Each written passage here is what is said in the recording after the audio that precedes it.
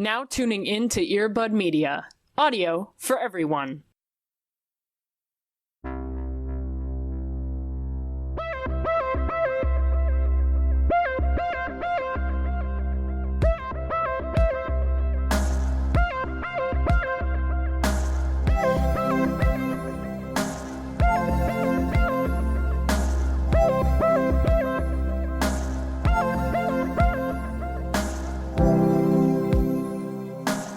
Is that like how we test for audio now?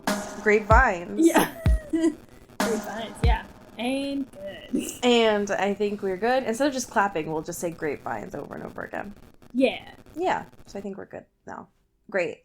Cody, I have a dilemma and I need to ask your advice for it. Yeah, of course. Great. So when this comes out, this will be completely irrelevant and I'll just update you all on this. But I have to ask your personal help for this because it's tomorrow when we're talking about this. So tomorrow will be Friday. Spoiler alert, we record these early. It's a shocker to fucking nobody. What? So tomorrow is Friday, and it is Spirit Day at my middle school. And every Spirit Day we have a theme. Yeah. And the theme tomorrow is Fandom Day. So there have been posters from all of our ASB students giving students suggestions for what kind of fandoms they could join and wear to show their support. And so they've done all of our announcements, and they could be like, you could wear things like the Seattle Seahawks or Harry Potter, things like this to show your support.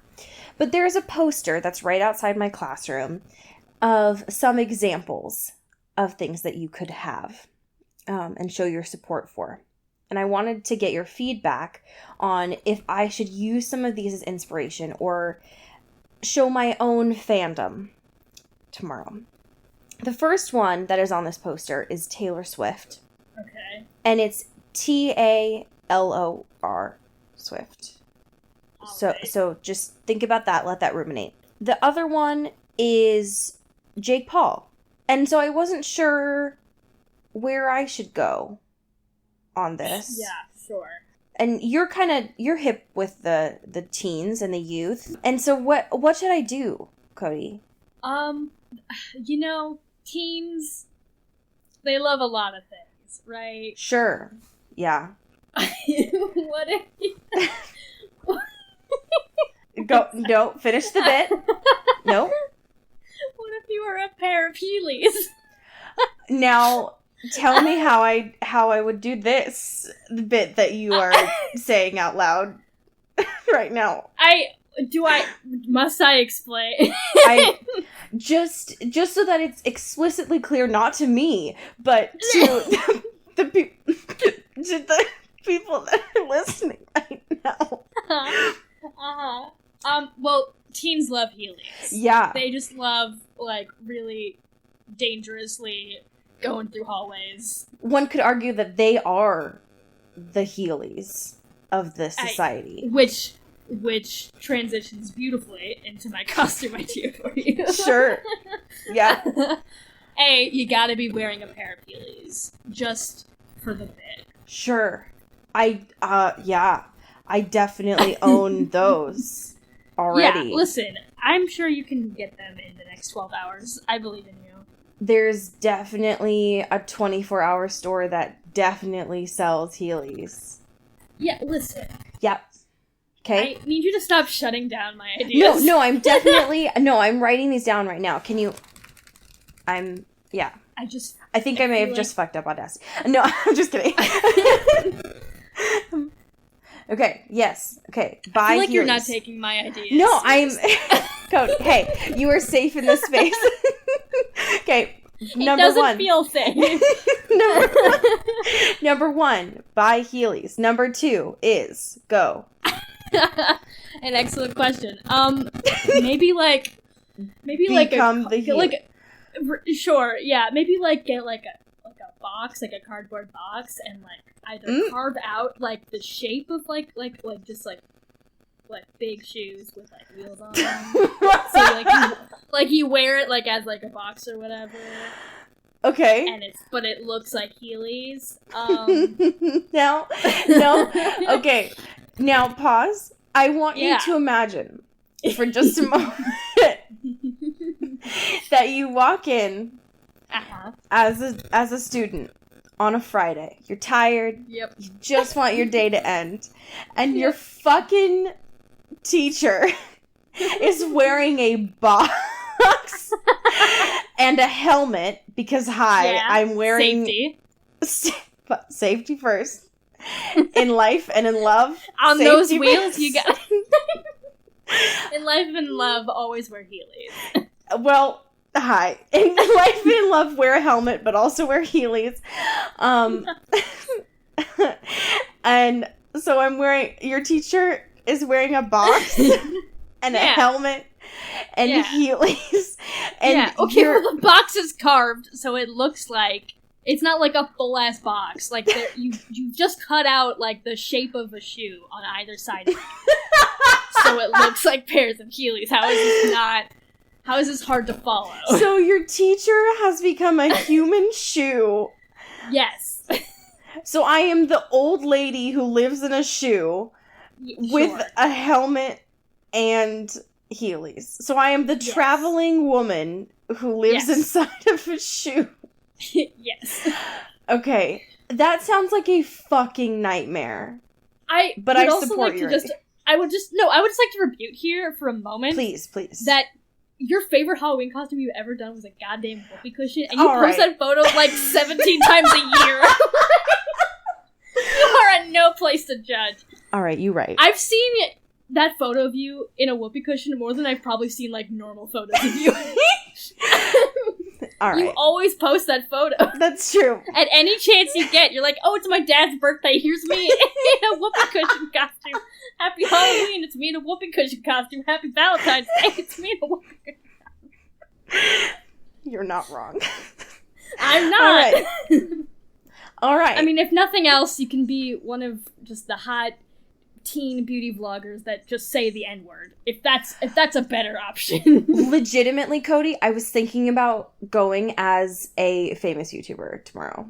Oh God, what were you think? Which one? Well, I have all my VidCon badges, and I was thinking about going as like, you know, I was thinking about going as like a famous YouTuber, and just like carrying like a selfie stick and having all the my press badge and be like, don't talk to me, I'm See, famous. that would be fun. That would be fun. Yeah. Or I was thinking about leaning into the bit and like messing up my makeup and being like, oh, I got sunburn at TanaCon, but I thought that might be too niche. And rude. And it's also a little late. People are gonna be like, "Are you good? Are you okay?"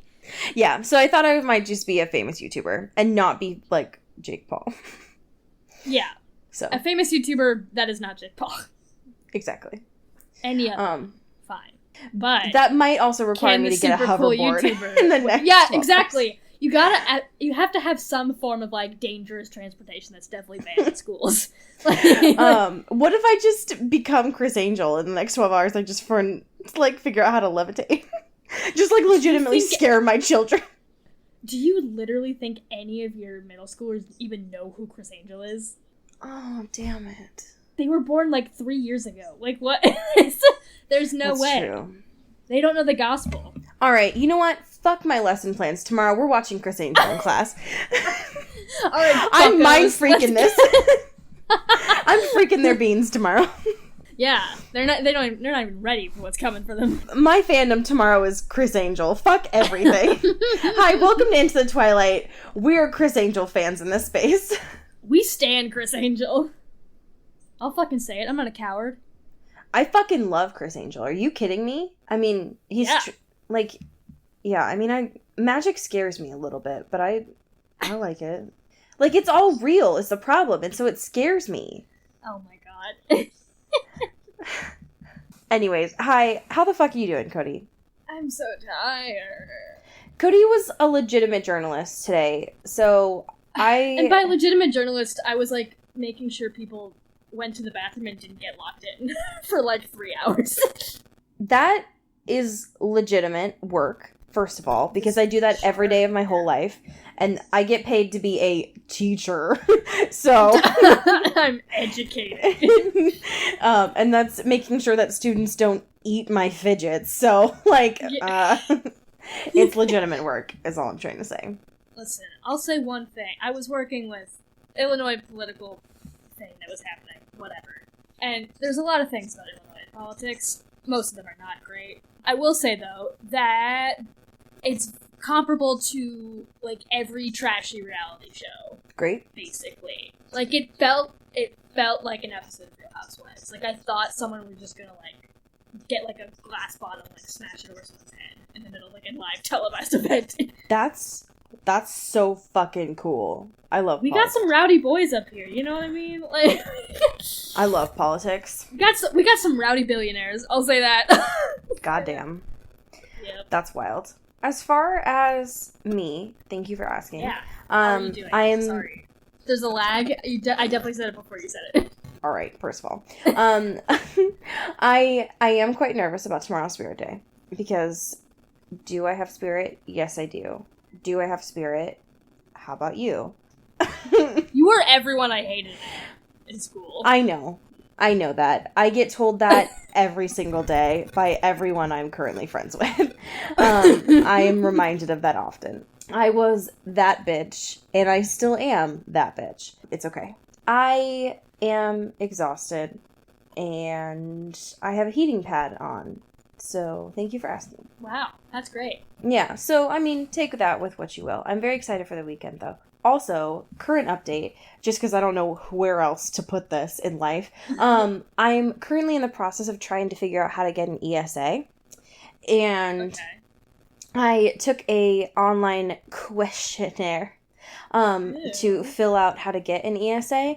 And I was like, I mean, I have medical health issues. And so this should be all right. And then I filled out every question on there. And I was like, I might need to, like, fudge these a little bit, right? Because I'm not seeing my current therapist right now. Sure. And then all of them were legitimately like, oh, am I having problems sleeping? Yup. Am I having problems eating? Yup. And it was just like, I've never felt so called out in my whole goddamn life. And I was like, oh, yikes, my yikes. So, Cool. but yeah, so I've gotten cleared for an ESA. So your girl might be getting some cats soon. Look at that. So I will update. say, I didn't know what that meant when he said it, so Oh. I tried to be sly and looked it up, and I played myself even more because the first result is the European Space Agency. Yeah, so I am trying to go to space. Yeah, Is what I was mean, trying- that makes sense. I get it. Yeah, that checks out. Yeah, thank you for asking about that. I use acronyms. Thank you for reminding me about that. Yeah, Yeah, so yeah. ESA's emotional support animal. Got it. Tried to do a questionnaire for it because I am in the middle of switching to my current insurance, which does not roll over until 10/1. What's up? Ooh.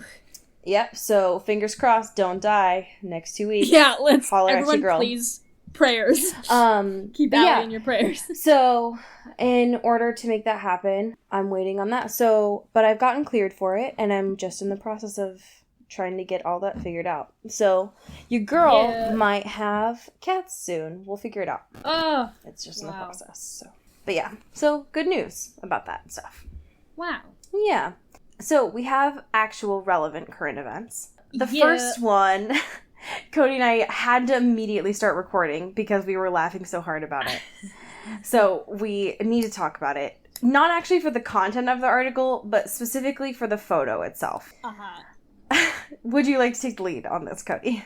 Yeah, so I don't even know what this article is. Me But either. There's a photo. Catherine Hardwicke, who directed, quote unquote, the first Twilight. Yeah, I mean, or whatever. Whatever. She was involved. Did like a Q&A about 10 years since Twilight, whatever. What's important is that there is a very cursed image at the header. And it's it's like so good. Robert Pattinson's body. Like he looks like a Slinky. But Oh my also- God. like he looks lost and confused. He's doing a weird thing with his arms. His clothes are very baggy, yet also very form-fitting. He looks like he's ready to fucking blast off into space. He looks like he's just gonna do a big jump. Yeah, Like- he looks coiled and ready to spring. Yeah. And it's the best thing I've ever seen. So this is a Pop Sugar article. It's called Catherine Hardwicke Talks About Twilight's Legacy and the Importance of Female Directors. So it's very good. I would recommend looking at it. Read it. Let us know how it is. But mainly Yeah. because of this photo. Yes. And it's so fucking choice. It's pretty choice. Oh my god. It's hard to visually, or it's hard to audibly describe because this is not a visual medium. But please do us a favor. Please look at it because, my god, it is the best thing that I've ever seen in my whole life. And I need it forever and always. Yeah.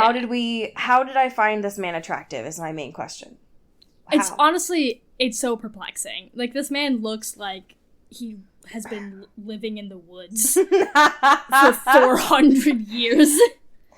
Yeah. And he just, like, stumbled into an American Apparel and was like, all right, let's fight. He looks right now like he is barely holding it together. Yeah, he is on the last straw. Yeah, what did I tell you? He looks like it's cursed. He looks like after he took this, or after the photographer took this, that he killed him. Like, it's so cursed. Folks, it's so good. It's oh my god! So, Cody. So I asked Cody to put our faces on this image. It's all I wanted. I put that in our Twitter? show notes. Not yet. I put that in our show notes like a full 2 or 3 minutes ago. And I didn't realize you weren't looking at it. And so I just thought you weren't reacting to it. I was just waiting. No, I was looking at the article. Well, And right. so definitely we'll post this photo on our Twitter because it's so much funnier when you see it with our faces on Catherine Hardwicke and Case 2. Folks, if you ever saw us at a meetup, like if we were ever This is what it would be. this is exactly what it would be. Because it would definitely, y'all would definitely be our pets. I would definitely be in the middle doing the mom of mommist poses. And then Cody would definitely be there. Well, you can't see it because it has the icon over it. But Case 2 is like looking off. And just like not. But yeah, it's very good. It's the best thing I've ever seen in my whole life. Yeah. Okay. Elizabeth Reeser, who played Esme in the Twilight Saga, talked about Twilight and the 10-year anniversary that's happening. First of all, this is from US Magazine, and the photo that they used of her, she is in a very gorgeous outfit. She looks like a wax doll. Yes. Doesn't look very sure. happy, but in a very gorgeous outfit. Yes. And that's all that matters. Yes. So, I think the important thing to happen and discuss about this is she's talking about the fact that she's excited, she's happy that people are excited, and just, you know, everyone's been kind of buzzing about the fact that it's the 10-year anniversary and stuff. So, keep all of that in mind as we find out more information about what's to come for that soon. Ooh. Yes. So, we have our Screen Rant corner, as usual. Without fail. Yeah, and Week after week. I am at this point, like, Screen Rant, hit us up. We're giving you these free clicks. Like, come on. We like it because you give us the content. Now, check us out because we give you the clicks. Like, this is a beneficial symbiotic relationship. Let's kiss. But, like, for real. Let's do, like, a business kiss. Yes. That's what they should really call collabos. Business kisses. Yes. Ugh, what I've been saying. So this week's, unfortunately, uses the crazy word, unfortunately. But it says the title is called 20 Crazy Details Behind the Making of the First Twilight Movie. Let's see how many of these we already knew. One of the ones that I think we talked about, right? So we knew our pets almost got fired. I mean, I knew that anyways. Yeah, I know. Yeah. Yeah. Some of these, I think we did talk about the fact that number 18, that Stephenie Meyer had wanted Henry Cavill as Edward. Yes, I think Which, so. like, Could you imagine? no. And some of these we'd already talked about. So one of the ones that's 12, I don't know that we've talked about in at least a while, but like Ben Barnes as Edward, I could see that. Okay. But again, it's that accent that I think would be wild. Yeah. So 10 is personally just like a very clickbaity title. Just like Nikki Reed's hair fell out. And it's like, what? What are you talking about? Like, sorry? Yeah, there's a lot of them. And it's like number 6, the actors hated the weather. Yeah. Shocker, truly. To nobody. Because it's the Pacific. Yeah, and it's like number 3, Taylor wore a wig. No shit, really. Is that true? And like number 1, the craziest detail out of all of these, Screen Rant, Stephanie makes a cameo. We didn't believe it, really. But if you look at number 1, the photo that they chose for Stephanie Meyer is the scariest thing I've ever seen. I don't know that Stephanie Meyer... It's haunting. This is a tale today of terrifying photos, folks. Yeah. This cast, there are some people in here that don't take great photos. No. It's yikes McGikes, folks. But yeah, so if there are any of these details that shock you, let us know. But Yeah. I think the most surprising thing about this saga is through looking at these photos, you can tell all of the coloring differences just from scrolling through them. Yes. Some other notable things as we run through this. The Forever Twilight and Forks Festival seems to be happening. Well, it will have happened by the time that you listen to this. So that's exciting. I won't be there, but Rip. one day I will.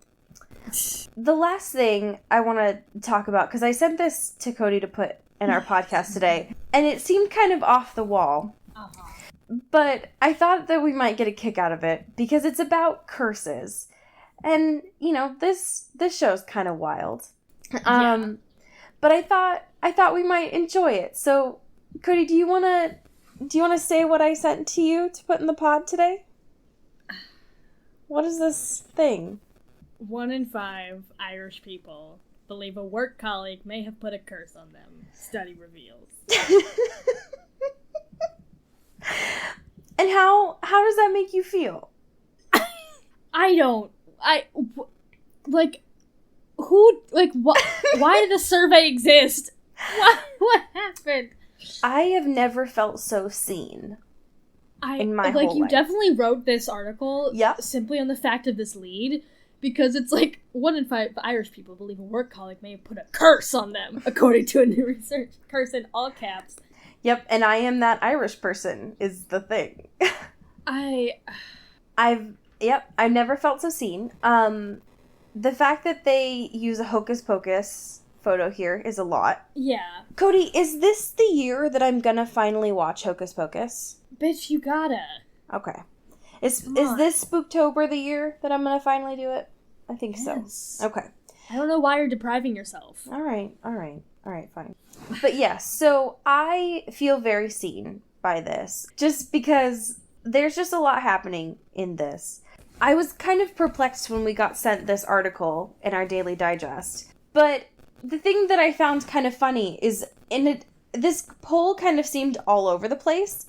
Sure. But the thing that I found kind of hilarious to me about it is they also polled these people about, I guess, their turn-ons and other cryptids. Because it says over half, so 52% of the people that were also polled about their coworkers and being cursed, so that they found a fictional vampire, like Edward Cullen, to be extremely attractive.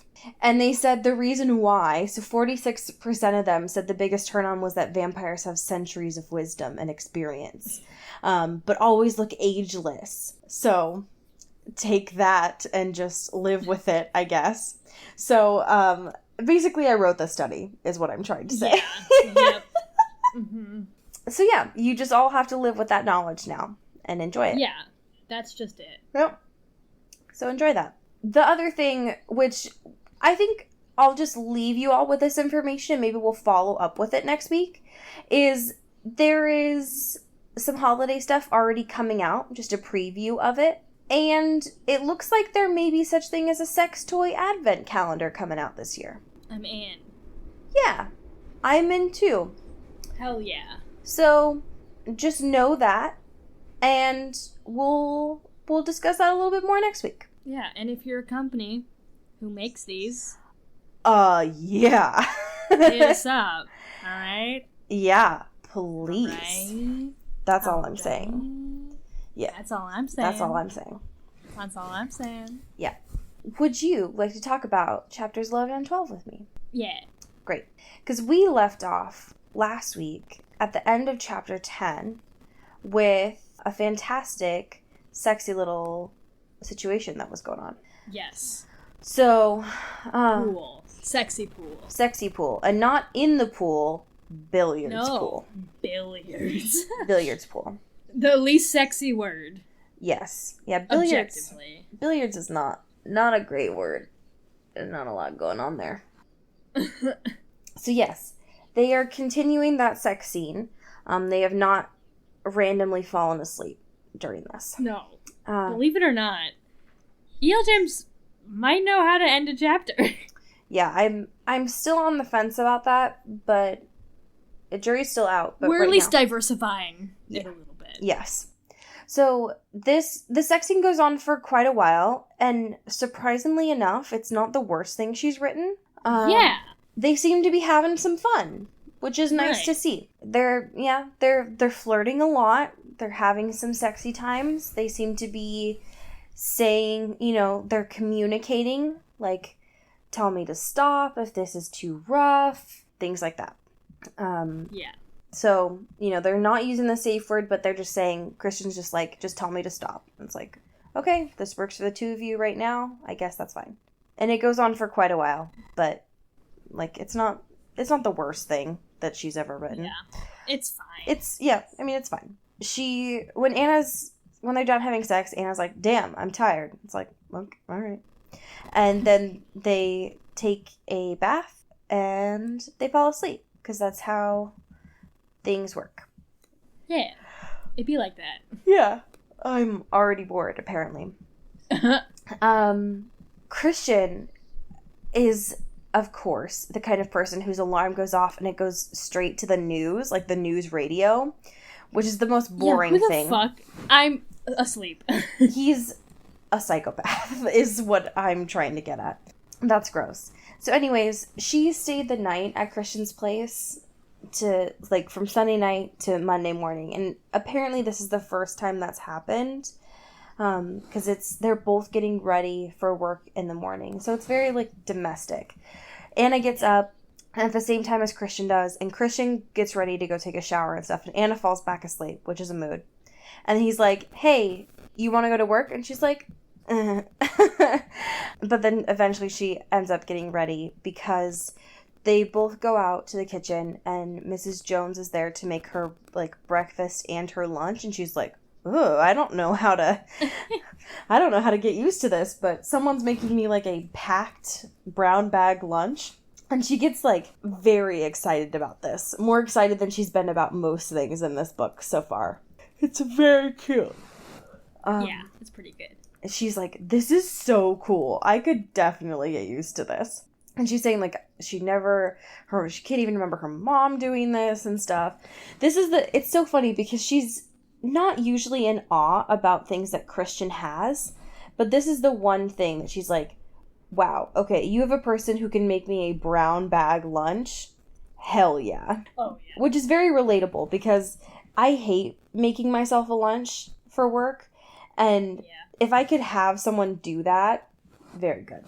She goes to work, and this is when this chapter gets very gross.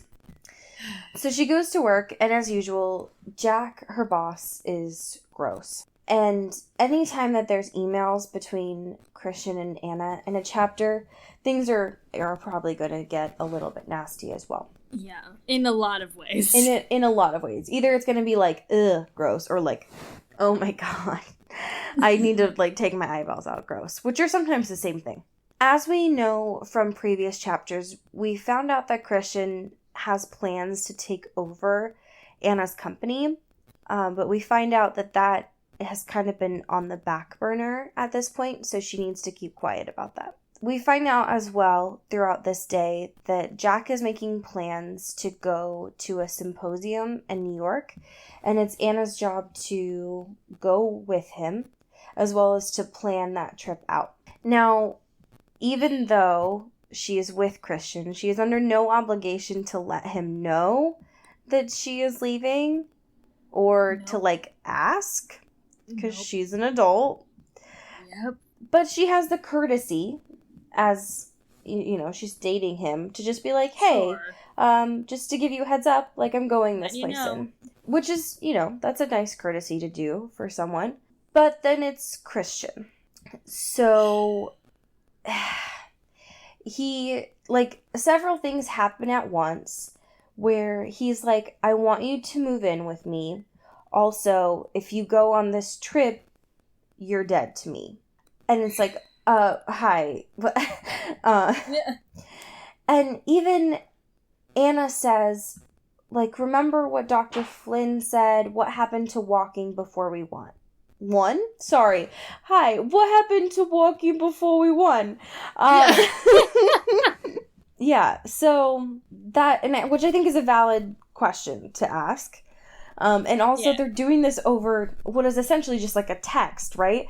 So, like, don't fight over like this. Like, that's not appropriate. And they're still doing the thing where they change the titles of their emails, which will never stop bothering me. But there's one that Anna does that I love, where she's like, no bold, shouty capitals on a Monday. Yeah. Which is a mood. Not even on a Monday, but especially not ever. Hey. But Anna's saying, like, I want to go to New York. I've never been before, and this seems like a really good opportunity for my job. So you don't get to say no in general, but especially not for this. No. And it's super gross. So a whole bunch of things happen at this time. And also, I think this is the time when Mrs. Robinson emails her too. And so there's Yeah. so many emails. Much happening. Yeah, but please shut your laptop down. Yeah. This woman is trying to work. This woman's trying to do her job. Yeah, she cannot get anything done. And then Anna sends an email to Christian at not even 10 o'clock in the morning. Yeah. Where she goes off on him. And she's like, you need to get a grip. I am not sleeping with Jack. And, like, all this shit. Where she's... It is like, I was so proud. There was so much growth. There was so much respect. There's so much, like, hey, I'm a human being. It was so good. Let me live my life. And she's always mentioned, and I think Christian had observed this earlier on in the first book too, that she is able to more easily communicate her feelings through a text form. So she gets it all out on this email server that we know is a public, a sort of public email server that, like, the work has. And so she sends this to him being like, I don't think you are going to sleep with, like, spank, fuck anyone else if people trust each other and all this stuff, right? And she's like, so extend this courtesy to me. And she even signed it, like, Anna, and then she has her, like, signature on it. So it says, like, Anastasia Steele, assistant to Jack, or whatever. And then Christian fucking calls her and is like, you need to delete that email. Show me a little bit of courtesy. This is a work email. I told you that they're being monitored. As if, like, deleting her email is going to do anything if it's being monitored. Christian. Anyways. So they try to, like, start fighting with each other over the phone. But he's 4 years old, so he hangs up on her. It'd be like that, you know? Yeah, you know. Because he's a toddler. Yeah. He was like, what about walking before we won? But then... Me. But also, I could have you fired, idiot. I swear to God. You play this shit. He is a boss baby. You know what I mean? That's what I've been saying! He's the boss baby. What? It just kills me sometimes. You know what I mean? I know what you mean. Anyways, so then all of a sudden we hear Jack, like, scream down the hall. He's like, Anna! And he's telling her not to, like, book any of the flights and stuff to New York. And she looks at him and is like, I already did it. And he's like, oh, man. Beans. Aw, balls. Shit. Nuts. Let's just do Beavis this. and Butthead. This is the podcast now. He just throws his laptop out the window, jumps out, like he's just gone forever. Yeah. Well, guess I'll just leave. My people need me. I gotta be somewhere else. It's like that Vine where the guy is playing mini golf and he fucks up his shot and so he jumps into the lake. Have you ever seen that one? No. What? That's like my favorite Vine. That's your favorite Vine? Yeah. You talk to me all the time about Vine and you've never mentioned that one ever. It's just such a mood. This guy, they're like playing mini golf at night and this guy, he like tries to hit a shot at this mini golf course and he like totally misses it and he just like drops his, I almost said fucking puck. I know sports. He drops his golf club and just like has his hands on his side and just like runs over this fence and just jumps into this dark lake like in this mini golf course. It's the biggest. Is that you? Yes, it's just such a mood. Yeah, it's just a mood. That one or What the Fuck, Richard are like two of my favorite Vines. Anyways, so the rest of this chapter goes on. We find out that Christian interfered with the New York stuff, and it's like, all of a sudden now, all of these like work trips have to be approved by upper management. And so Anna sends emails and is who's upper management? God, Cody. They have the Lord. They have to talk to an oracle. Can you imagine 2014? They have this fucking like white bride in a tower. Can you imagine if that was part of your fucking company policy? Hi, so I'm trying to get a job with like, T-Mobile. In order to follow our company policy, we have an oracle in our top tower. We're trying to like make sure the budget's good for this month and everything. So we want to see if these expenses check out. We do plan on flying 2 people out next week. Is that chill with you? What? In order to double check that, I just need to double check with our oracle. She will need to smoke a bowl of opium and then speak with the Lord. Can you imagine? Hi, I'm Amazon's oracle. Yeah. I confirm the budgets. My name is Alexa. Okay, but Alexa is absolutely an oracle. For real.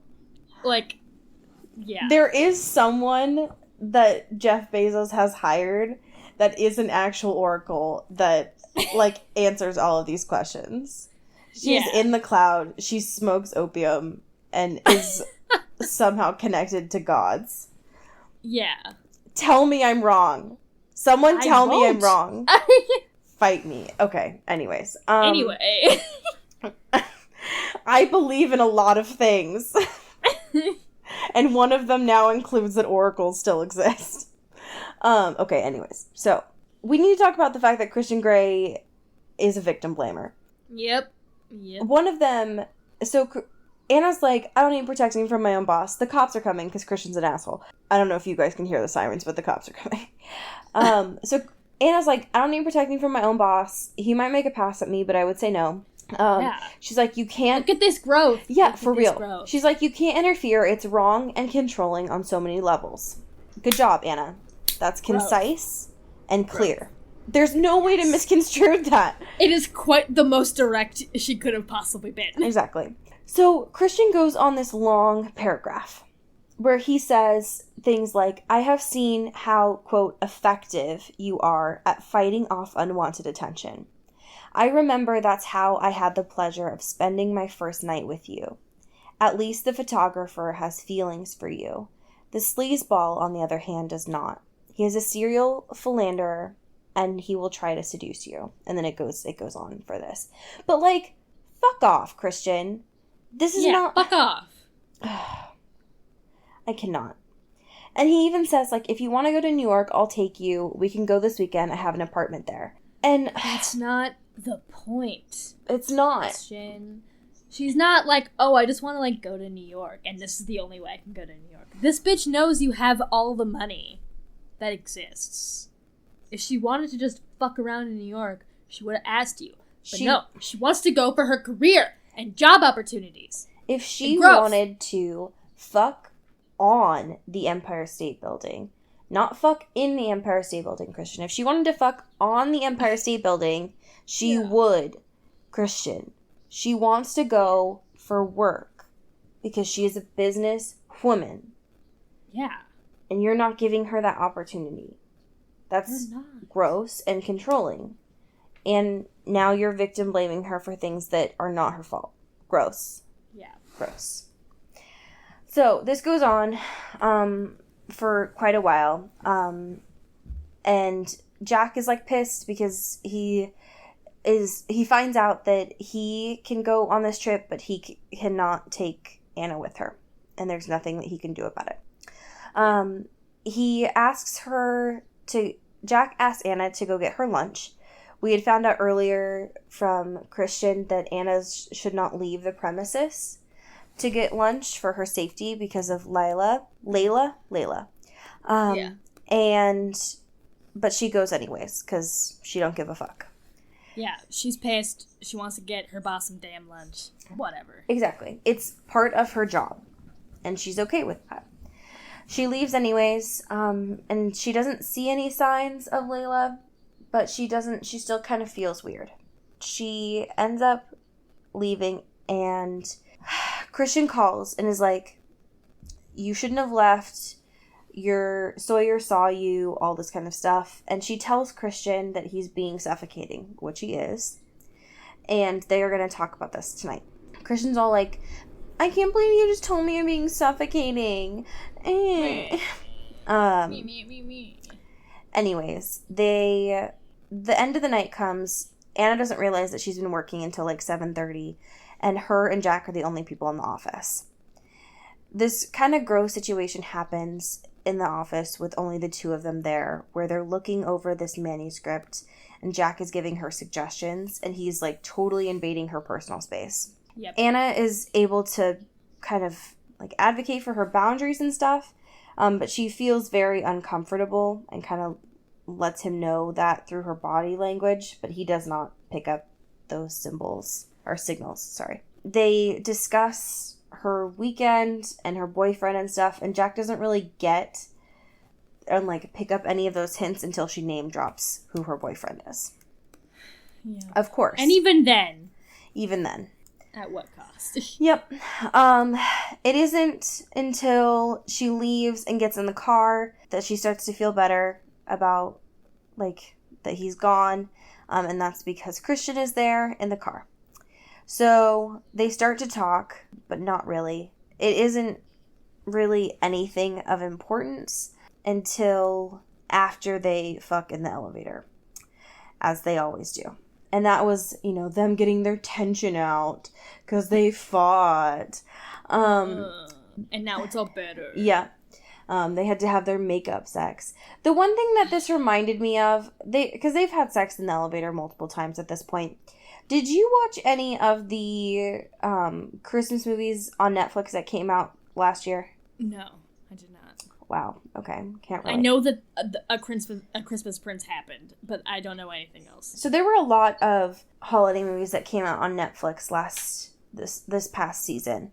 And quite a few of them centered around the fact that elevators would break down and couples would kiss in them.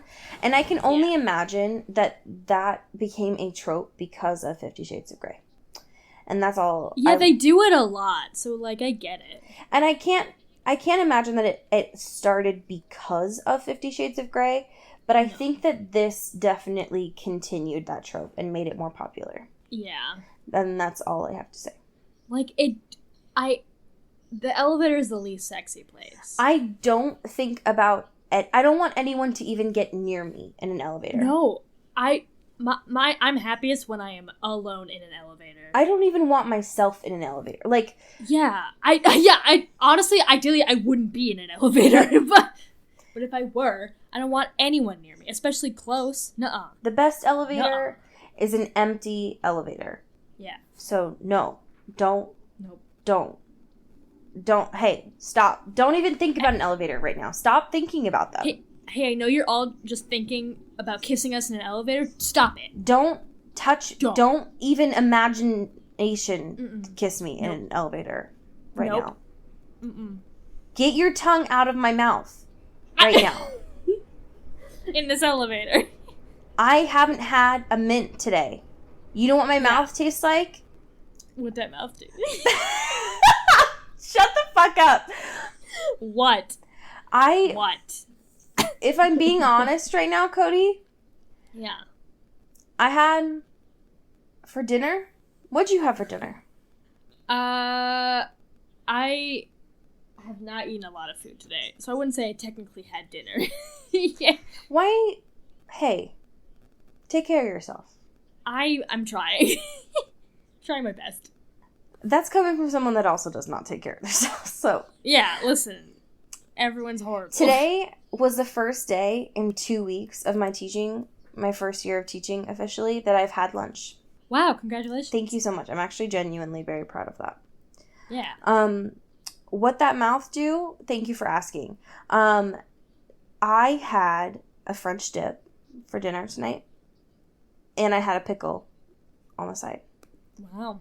Because I am a trash person. Yeah, listen. And I love strong flavors. So what that mouth do? A lot is what I'm trying to say. Too much. It's too much. You don't want to be anywhere near there. Yeah, don't come near me ever. Anyways, okay, so they're having a talk. They're talking. Hey, did you know books? They talk sometimes. What? I'm sorry. Anyways, so the chapter, it's a very long chapter. The chapter finally ends with Christian being like, let's move in together. And Anna's being like, yeah, but stop smuggling me. Stop suffocating me. But also stop smuggling me. Yeah, please. And he's like, great, I love you. Let's do this. And they're like, great, great, great. Taylor walks in and is like, hey, lovely conversation you're having here. I know that you two are literally fucking on this table. But Mrs. Robinson is coming in. And that's where this chapter ends. So, good talk. Great things happening. Horrible. All of it. It's very bad. So chapter 12. There's this really long conversation that happens between Mrs. Robinson and Christian. Mm-hmm. Anna tries to stay in the room for part of it, but she eventually feels really awkward, so she's like, I'm tired. I'm gonna leave. But then just moves quickly around the wall and just listens to the whole thing. Christian's like, it's 4 p.m. What are you talking about? Yeah. You woke up an hour ago. That's not true. If I woke up an hour ago, that's the best time for me to go back to bed. So, like, that's a good enough time for me to have eaten and to get tired again, so I would definitely fall back asleep. So, for sure. But yeah, so she goes to sleep, aka just peeks around a post in the room and just keeps listening to this conversation. And it's nothing that we haven't heard or suspected, I think, about Elena, where she's like, I sort of have feelings for you, and also I'm being blackmailed. It's like, wink, wink. And it's like, but we don't find out any information about that. It's just this weird dynamic between the two of them, of her being like, does Anna know about how negative you are about yourself, about all your issues? And Christian's like, she knows me better than anyone. And then Elena's like, okay, well, bye. I just realized all of my doors were open. I need to go back home. My mom says I need to go home now. I'm not supposed to talk to strangers. Oh my god. It was just the weirdest plot. Can you pick me up? Like, it's also so inconsequential. Like, it gets resolved in like 3 seconds. It's just like, whoops, Christian, I'm not here for you, Anna. I know you don't like me, and I respect that, or whatever. But Christian, you won't believe it. I'm being blackmailed, and someone wants $5,000. And he's like, okay. And then, like, 2 pages later, it's like, oh, that was just, like, a goof. Everything's fine. Thanks, Christian. It's like, fucking, what was the point of any of this? Christian, you won't believe this letter that I saw. I don't now, Christian, you might initially see this and be nervous, but trust me, it looks like crayon, but it's actually written in blood. I promise. I swear. And I know, Christian, it looks like it says $5, but it really means 5 million. Christian, I promise you. Christian, I have no money. I don't know what to do. I'm being hunted, targeted. They want my whole soul. The Also, I'm Oracle is in love demanding. with you. The Oracle is demanding I have your children, Christian. I have no control anymore. And then Christian's like, yeah, so back to being business partners, right? I don't really like being your friend. It's all I can imagine is that, like, she's saying all this stuff, and then it's in this, like, deep, like, Professor Trelawney voice, and then all of a sudden she gets, like, shook out of it, and she's like, so anyway, see you tomorrow for our meeting? Yeah, so we'll go over taxes. And the budget. business stuff. Yeah. And the business. We gotta, don't forget, I gotta order more Post-its. Don't let me forget. Don't forget to stop stealing my paper clips. Yep. Also, I hate your girlfriend. And I'm in love with you. I mean, you're great. Business. I mean, you're a bitch. I mean, see you tomorrow. I'll see you in Q3. Fuck. Oh my god, yeah. It's just the weirdest thing. It meant nothing. Also, she's his only friend. And Also Eva that. James is really trying to sell us on that, and I'm like, I don't get it. Christian's real friend is the plant that he talks to in his office. And the piano in which he loves to have sex on and with. Also the piano that he jizzes into sometimes. Like, it's not a big deal. What a horrible image. Isn't that how you take care of pianos? That's how you show your love to pianos. You So they know they're valued. but you, like, take care of the keys and stuff, right? Right? Yeah, sure. You love them? Right? Mhm. Okay. Yep. Alright, I'm gonna pretend like I didn't say that out loud. Okay. So anyways, this was the worst conversation that I had to read. And then, so Anna's like, so let's talk about this. And Christian's like, I've had the longest day. Let's pretend like we've never talked about this before. And then suddenly he looks at her and is like, oh yeah, I forgot to give you your car. It came early. Because I don't know how to transition conversation topics ever. And also, you got a car. And A couple days ago, but it's there. I slipped my mind. Whoops. Because I am Bob Barkley, and this is The Price is Right. Sorry, did you just say Bob Barkley? No. Did you say Bob Barkley? Bitch, I have the audio. I can ruin you. I can Leave run it me back. alone. I can amplify it. I can just keep repeating it. No, Cody, don't. Leave me. No. I could ruin you. No. No. Did I say Bob Barkley instead of Bart Barker? Maybe I did. Maybe I did. Leave me alone. Run back the tape. No, Cody, don't. Because I am Bob Barkley. Bob Barkley. Bob Barkley. Listen, I've said a lot of regrettable things today, okay? Just leave me alone. I guess. It's fine. Anyway, Bob Barkley. Hey, maybe in this universe, it's not Bob Barker. Maybe it is Bob Barkley, his cousin, where they give out just sobs instead of RVs, okay? Their cousin where they have the same first name and a little bit different of a last name. You know how cousins work? You know, it's all in the family. Everyone in my family's named Bob. We have different last names. Yeah. You know how families work. Yeah. We decided to switch it up a little bit. You've been to Thanksgiving before. Everyone's just named Bob. We made it unnecessarily confusing. Absolutely. Oh. It's a nightmare to be alive. All of our Christmas presents look the same. It's very confusing. Oh my god. Okay. Anna falls asleep. Anna wakes up. Anna goes outside to the living room to see Christian fucking his piano. Yep. It's really embarrassing for all parties involved. It is truly a crime. She should have called the police.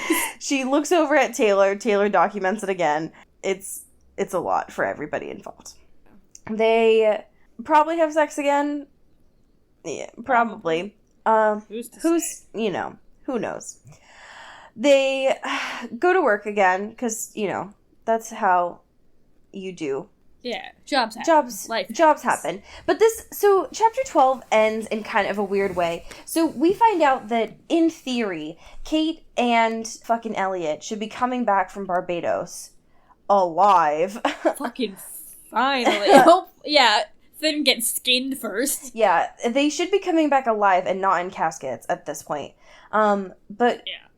First, Kate's brother Ethan is coming back first. And we don't really find out why. We just know that he's coming in. But then this chapter gets a little bit confusing at the end. So we know that Anna is greeting him when he comes in. And so the plan is to meet him at the end of her workday.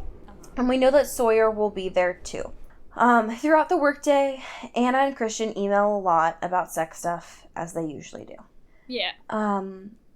At the end of the workday, Sawyer is there, and we expect that Ethan will be at her apartment when she gets there. I think that was the plan as well. Sure, yeah. Anyway, the point is that they plan to go to her apartment, and it's been like a weekend. Yeah. Right. So they end up going to the apartment at the end of this chapter. And they head up. It's been a while. And the chapter ends with, and we need the music too, because when she opens up the door, she realizes that there's a person standing at the kitchen island, but the person is a woman. It's Layla, and she's holding a revolver, and she's looking at, she's looking at Anna. Yep. What fucking Shyamalan twist? Hell yeah. I hope someone gets murdered in the next chapter. But who is, did Kate and Elliot die? Who died? Has anyone died yet? I have questions. Well, we're gonna fucking find out next week. Yep. On Into the Twilight. Yeah, who knew that there'd be actual suspense, as if people haven't already read these books and movies haven't come out yet. I am just on the edge of my seat. Yep. I mean, agreed. I'm actually genuinely curious to find out, so. Yeah. The guns are here. For real. For real. We finally found the guns. For real. I feel like the guns are, persistent throughout the series, though, and I'm wondering, I feel like this Layla thing's gotta end at some point in this book, or, be concluded at some way, or dealt with. So I don't know how it will transgress into the rest of the series. Agreed.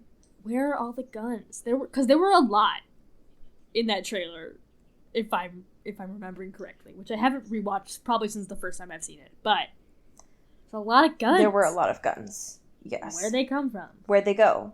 Nope. Mm-mm. Cody, please. Cody, just let me do Cotton Eye Joe. I can't legally let you do that. All right. Well. Or morally. Oh, okay. Well, I think it's time to thank our patrons this week.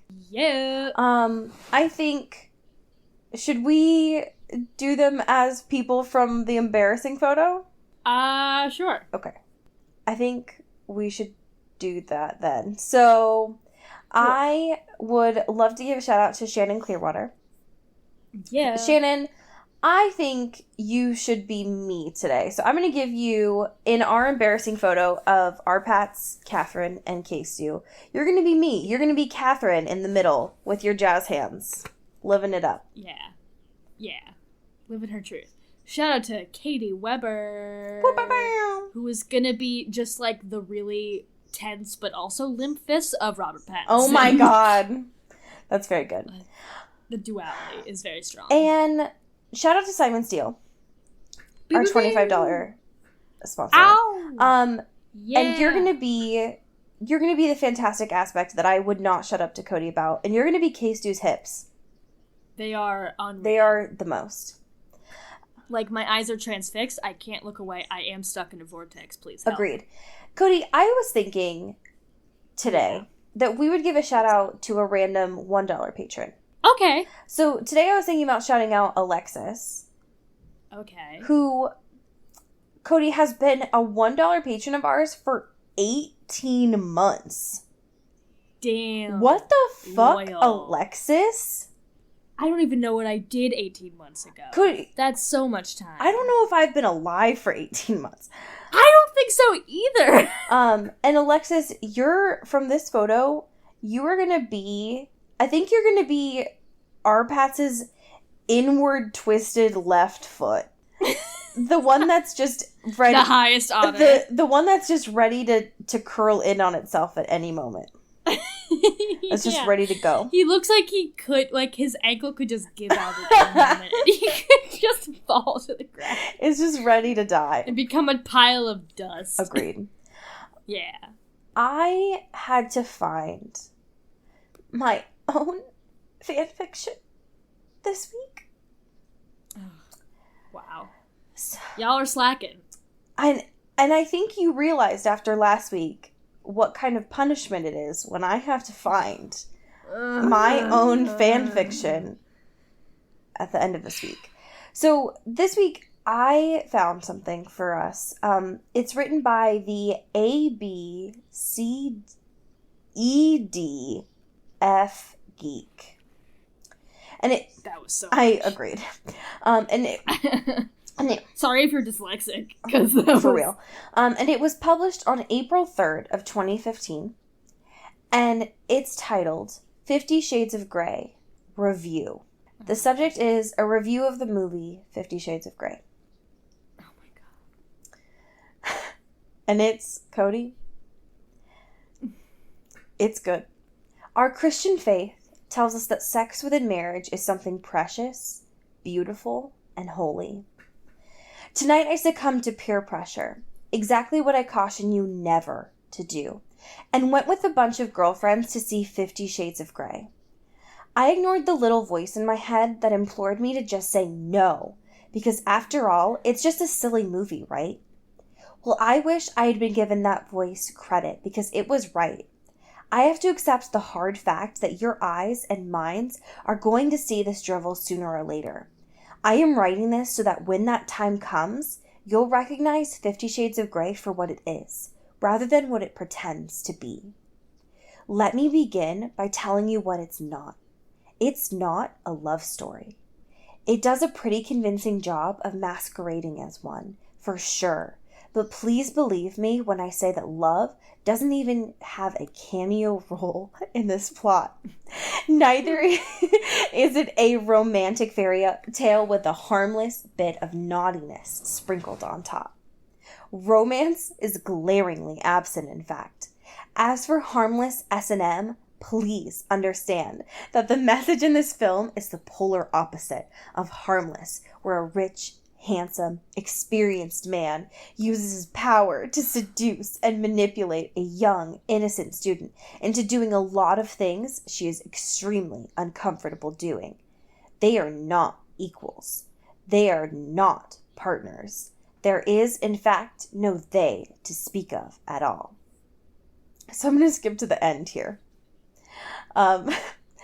Please know this. Love is gentle. Love never takes. Love does not demand. Love waits for consent. Love doesn't need helicopter rides and expensive gifts. Love is enough. Listen to me on this, if nothing else. And if you choose not to listen to me, then listen to that little voice in your head. It's common sense telling you that this film's a disgrace, so listen to it. Because I wish I'd listened to mine. And there's like 16 ellipses. End scene. Damn. Yeah. I feel like we are not really honing in on a definition of fan fiction. I feel like we're really just like going for whatever we find on the website. So this was posted on fanfiction.net. But hey, it was a hoot. Yeah, I agree. You know, as I would recommend, send me your fucking fanfictions. Please God, we're dying. You know? But as we say in Seattle. Nibbit. Giwix.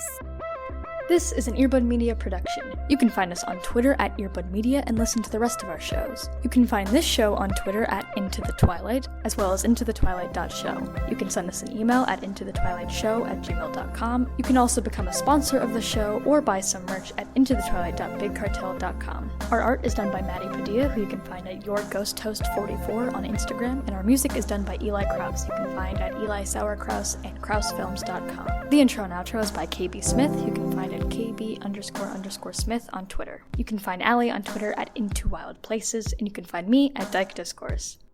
You've been listening to Earbud Media Production. Earbud Media. Audio for everyone.